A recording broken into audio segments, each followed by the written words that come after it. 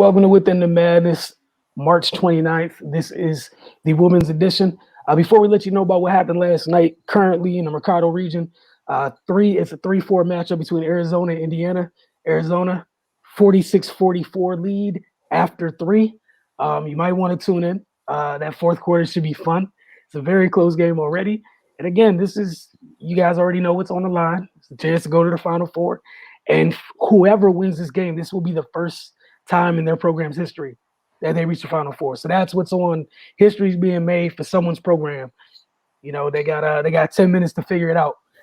Got one more quarter, unless of course it gets the extra time. Last night, you know, we saw a 6 take down the 2 seed last night in the Hemisphere region. Texas took down Maryland 64-61. Charlie Collier with 16 points and 11 rebounds. But Vic Schaefer in that defense, man, he dialed up a special. Maryland, Cardell's mentioned, and I'm gonna let you guys get to this as well if you want. You know, they did not handle it well, and they still had opportunities, still were within the game. I think it was Lambert late in the game side 59-59. Maryland went to run a set, not very crisp. She poked the ball loose, snatched it up, raced down the other side, put Texas up 61-59. And after that, you know, Texas, hard as they fought, they weren't giving that up. Texas was up 3. Katie Benson had a pretty good look at a 3, did not fall. But Texas is marching on, so they are in the Elite Eight. Man, look, they play tomorrow night. They take on South Carolina. Got some WNBA prospect type things going on in the post in that game. Definitely looking forward to it. In terms of, you know, we had a big game earlier. The whole timeline was watching. You know, they did it as a community, so that's always a good thing when it happens with the women's game. Let you guys get into this, but Baylor and Connecticut felt like old times. Did it feel like an Elite Eight matchup? Because usually it happens a little bit later when these two teams see each other. The Huskies won 69-67. It wouldn't be without some controversy, depending on who you talk to. Dejanay Carrington, it was a no call. She drove to the basket against Aaliyah Edwards and Olivia Nelson Dodo, and there was no call. A lot of people thought there was a call. Many people on Twitter had different clips already up talking about it, what have you. It was no call. UConn held on. They will be moving on to the Final Four. Paige Beckers led Connecticut with 28 points, 3 rebounds, and 3 steals. And Alyssa Smith had another big game for Baylor, 14 points, 13 rebounds, and 3 assists. And for Baylor, obviously cannot mention this game. It has to be mentioned. You know, the game definitely changed when DeDe Richards went out the game with an injury. It changed the trajectory of the game. Like, to me, that was almost bigger than what happened late. But DeDe going out changed everything for Baylor. She's a big piece of what they do, especially with the way they like to play. She's the tone setter on the defensive end. She's literally their heart and soul. And her leaving the game, you can see, you know, it weighed on them a little bit. But I want to hear what you guys have to say about it while I get these clips up. Yeah, like you said, when DeDe went out, that's when you know, the shift happened. I felt like Williams on UConn, she picked it up, you know, to help Paige offensively once DeDe went out. But it was a typical Baylor UConn matchup, heavyweight matchup. They going back and forth. I felt like Baylor to me should have won. But the one thing about UConn that's always been the standard since Gino, since forever, is they stay in the moment and they execute. No matter the situation, no matter the height, no matter the game, they steadily just execute throughout until the clock hits 0. The only way you beat them is if you out-execute them. I felt like when the game got tighter towards the end, Baylor started being more and more erratic. Shot attempts, defensively, defensive breakdowns, and they just weren't as composed as UConn. And that's what makes it tough to beat them. Fine, let's be real. Yes, that last play was a foul. Yeah, she came down. You're taught on basketball, when you have your hands up, keep it up. And they force her to shoot over you. She actually came down and hit her in the face. That's a foul. But the ref didn't call it. They didn't call a lot of fouls like that throughout the game. They let these ladies play. So you can't be cool with the majority of the game of them being physical, let them knock each other around. Then on the last play, you saying, well, they should have made that call. You gotta you got they let them play. They let them decide it.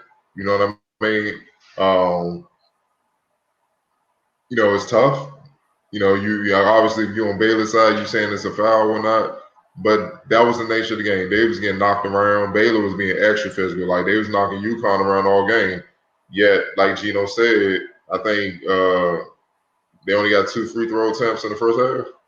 You see what I'm saying? So what did UConn do? They could complain at halftime. Gino could go to the rest. Like, what are you doing? What happened? They just adjusted. They just played. You know what I'm saying? So that was the end of the game. Bottom line is UConn made more plays in the fourth quarter down the stretch than Baylor did. How about that 3 that Paige hit? Where no one was even in the vicinity. How did you lose her? She was the one killing y'all all game. That's the last play. You see what I'm saying? Little mistakes like that add up in those type of games. So, it is what it is, man. It's when you play UConn, you got to beat them. You can't look for the refs to help you or not. You gotta take them out. And Baylor had the opportunity, but they didn't execute. They didn't take advantage. So, that's why UConn's moving on to the Final Four. Yeah, man, this was a knockdown, drag out brawl, and UConn came out on top. And, like you guys said, everything changed when Didi got hurt. She tried to give it a go, but she was obviously impaired to the point where she just couldn't be out there. So, but kudos to Baylor for battling back with her out the game. I thought that I didn't expect it to go down to the wire like that after she left the game with the injury because UConn, man, they didn't immediately put their foot on the gas, and it looked like it's about to get out of hand. But Baylor, they stayed the course, put their heads down and got back to work. So shout out to them for that. Dejanay Carrington, she had a great game on both sides of the ball. Man, the interior defense for both teams, like Hardell said, it was super physical. Super physical, but not to cut you off. What's that girl name on Baylor? Smith? Yep. Melissa Smith, yeah. She beating that joint like she looking like Kmart back in the day, just beating that joint. I'm like, God. She was letting them go past so she could recover, beat that joint. I was like, damn. Hey, man. They was going at it, man. But my fault. Go ahead, man. You good, yeah. But then, Melissa Smith, she's super athletic, yeah. So she gonna let you get past so she can time that joint and put it in the photographer's row. But man, this was before Maryland and Texas was my favorite game of the tournament so far. I think this one said hold my beer, man. This was a great game. A great game. You can't and don't settle it with the last call. Like many things happened during the game to determine the outcome. Baylor missed 7 free throws. 16 for 20 from the line is not, that's reasonable expectations as far as I'm concerned. They were 13 from 20 and they lost by 2. So, I mean, it is what it is, man. So, I mean, I know it makes for good barbershop talk or what have you, but, you don't diminish this game to one call by the refs, and again, like Hardell brought up down the stretch, Baylor's decision making wasn't the greatest, and they did get a little erratic with their play. They went like after Didi went out the game, I expected UConn to get a healthy dose of Melissa Smith, but they went too many possessions without her even getting the ball. That was their advantage at that point.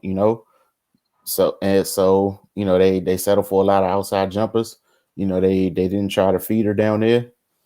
So, that's the result, man. And UConn left the door open down the stretch. And they just couldn't capitalize. So, I mean, sucks for their season to end that way. But and Wilson, like you brought up, this matchup usually happens a little later. But unfortunately, the women's side had 6 number 1 seeds this year. So you know, it is what it is, man. We got it in the Elite Eight instead of the Final Four of the national championship. But yeah, man, everybody couldn't get a 1 seed. So, you know, we saw some people a little earlier than we normally would have. But yeah, man, great game.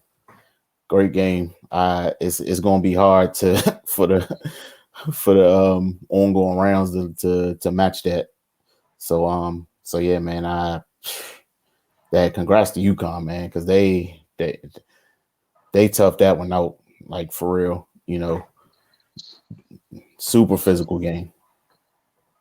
Man, look, don't sleep on that Texas South Carolina game tomorrow. That Job about that. Jesus Christ. You talk about post presence, it's about to be some furniture, man. Look. What I say, what we was talking about earlier with WNBA, with the Mystics player run against the Aces. Everybody had ice packs. It's gonna be one of those games. Like, had ice ready, dog. What's it called? Was walking around with red arms the entire series. Emma Meeseman's arms were just red the entire series. And they never got back to their natural corner yet. Yeah.